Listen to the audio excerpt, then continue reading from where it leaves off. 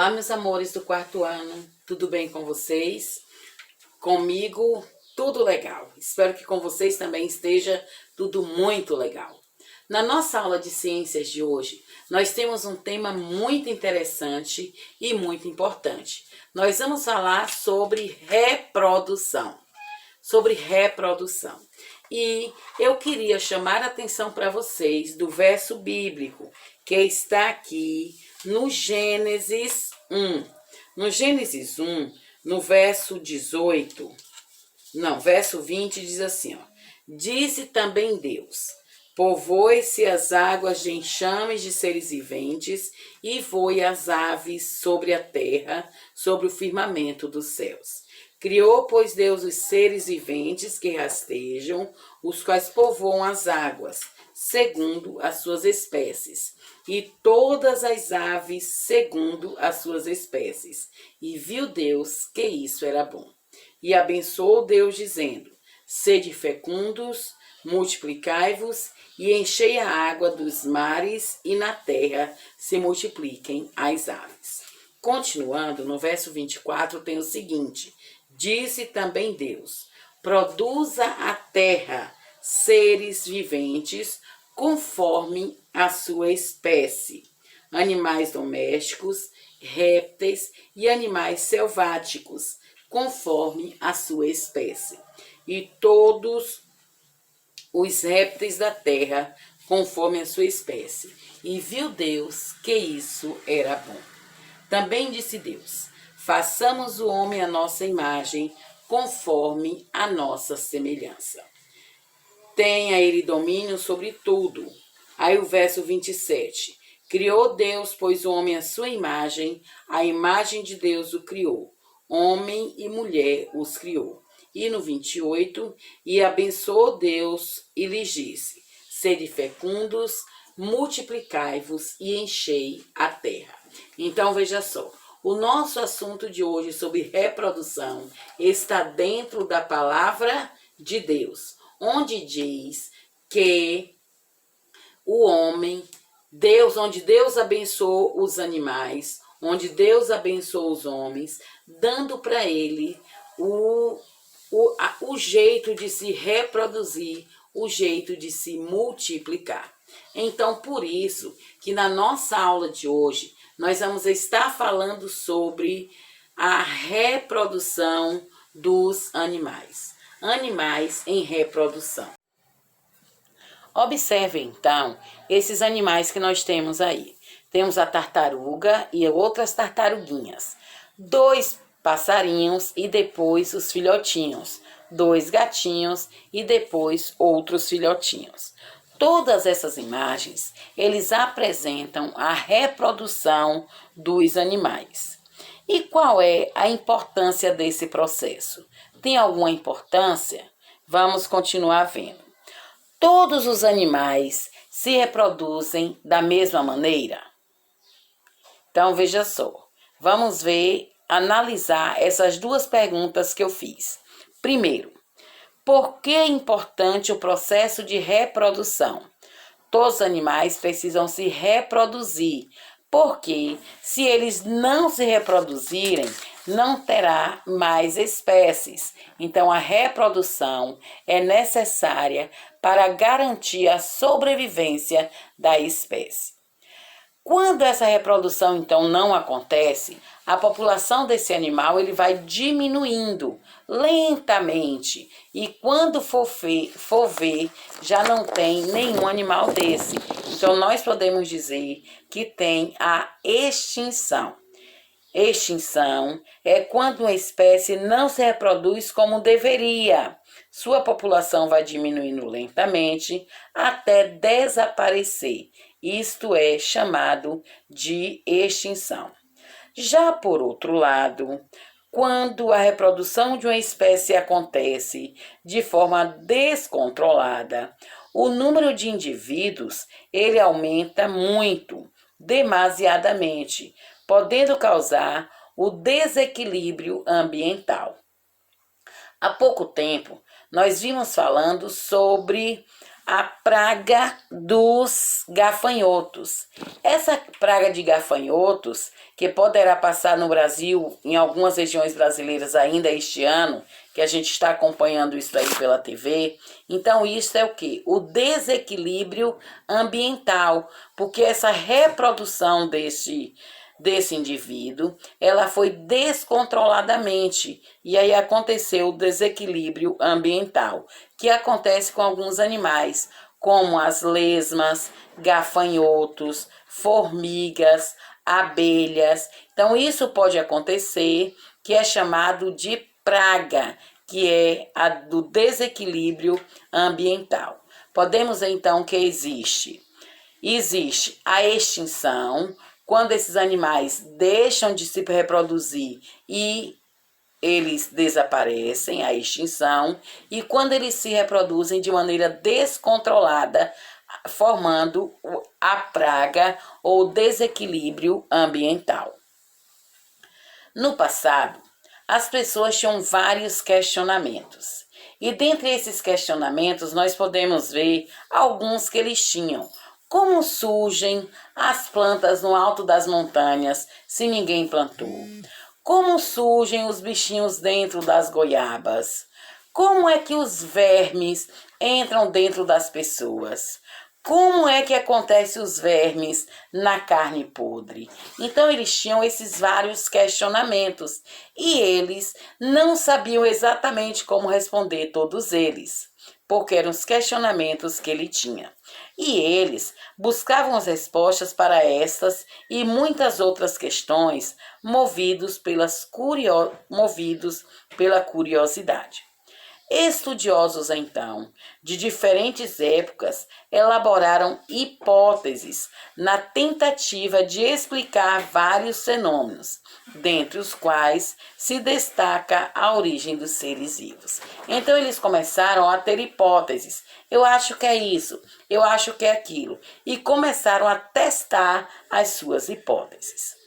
Exemplo, na Grécia Antiga.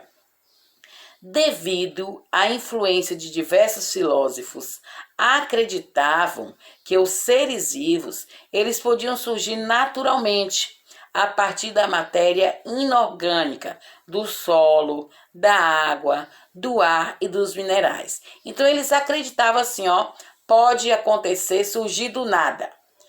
Do nada vai surgir isso daqui. E aí, então, eles pensavam nisso, eles pensavam até que o lodo que existia no fundo de um lago poderia se transformar em sapo, peixe, caracol, entre outros, e que os vermes, eles brotariam das frutas, graças a essa ação de força vital que todas as coisas tinham. Mas nós sabemos que isso não existe. Por quê? Porque a vida ela não pode surgir do nada. Nós sabemos, conforme a Bíblia, que eu li no começo para vocês, que todas as coisas foram criadas por Deus, por intermédio de Deus na criação. A ideia de que esses seres vivos surgiriam do nada, ele é chamado de geração espontânea ou abiogênese. A biogênese, então, é aquilo que surgiu do nada. E quem pensava nisso eram pensadores muito renomados, como Aristóteles, Agostinho e Descartes, René Descartes. Então, eles acreditavam que os seres vivos surgiriam naturalmente a partir da matéria inanimada. Então, isso recebeu o nome de abiogênese. E isto lá no século XVII. No século XVII, eles pensavam nisso. Tanto que em uma das suas pesquisas, eles queriam testar esta hipótese deles. Então, eles fizeram esta receita aí para produzir ratos. Então, foi que eles pensaram. Eles pegaram a camisa suja, colocaram em cima da camisa alguns grãos de trigo e colocou a camisa em um canto sossegado da sala, onde não tivesse ninguém. Aí, eles espalharam os grãos de trigo sobre a camisa suja Esperou alguns dias e os ratinhos surgiram do nada. Então eles notaram que tinha um monte de ratinho comendo aquele trigo. Então eles pensaram que os ratinhos tinham aparecido do nada. Mas veja só, eles deixaram essa camiseta suja lá. Será que os ratos realmente apareceram do nada? Ou os ratinhos vieram de outro lugar e entraram lá porque ela estava disposta, estava aberta? Então vejamos só. Muitos cientistas, eles não concordavam com essa hipótese da geração espontânea. Então, eles acreditavam que um ser vivo só podia vir de outro ser vivo. E esse pensamento, então, foi denominado como biogênese. Então, a biogênese vem do nada. Biogênese, um só pode vir de outro. Um desses pesquisadores foi o biólogo italiano Francesco Reidy, que ele nasceu em 1626 e faleceu em 1697. Ele realizou vários experimentos que comprovavam que os vermes que apareciam na carne podre eram, na verdade, filhotes de moscas que pousavam sobre o alimento. Então, veja só, ele fez aí, essa experiência para provar isso. Ele pegou 3 potes diferentes. Em um pote, ele botou a carne lá com a boca do pote aberto, sem a tampa. E ele notou que várias moscas entravam e saíam do pote. E com isso eles iam colocando lá dentro, os ovozinhos das moscas. Depois, com o tempo, neste vaso, começou a surgir alguns bichinhos. E esses bichinhos nada mais eram que as larvas das moscas que tinham colocado os seus ovos. Por que ele percebeu isso? Porque ele tinha colocado também, num vaso fechado, bem fechado, um pedaço de carne. E nesta nada aconteceu. A carne apodreceu como as outras, mas ela não tinha bichos. Então ele percebeu que um ser vivo só podia vir de outro ser vivo. Ele então percebeu que as moscas depositavam na carne os seus ovos, e desses ovos saíam os vermes, os quais, na verdade, eram larvas que sofriam metamorfose e mais tarde se tornariam em moscas adultas. Outro estudioso também que ajudou nesse processo foi Louis Pasteur. Ele afirmou que nem mesmo os seres microscópicos, aqueles bem pequenininhos, podiam surgir do nada, já que também se multiplicavam pela reprodução. E Pasteur, ele defendeu as suas ideias utilizando uma frase famosa, que significava o seguinte: tudo que é vivo provém de um ser vivo. Era omni vivo ex vivo, que significava tudo que é vivo provém de um ser vivo.